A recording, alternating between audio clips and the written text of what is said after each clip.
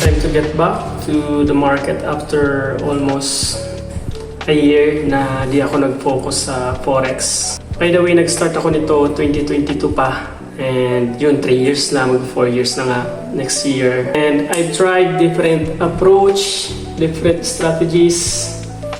Pero hindi ko pa rin talaga makuha hanggang ngayon yung strategy na para sa akin. But starting today, mag-focus na ulit ako through this one video a day. Track ko yung progress ko. Maybe and hopefully makuha ko na siya.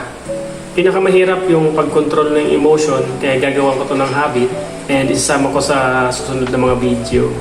Gusto ko kasi matrack yung progress ko kasi pag ako lang, sarili ko lang mismo, ang mahirap. Hindi ko siya matuloy-tuloy.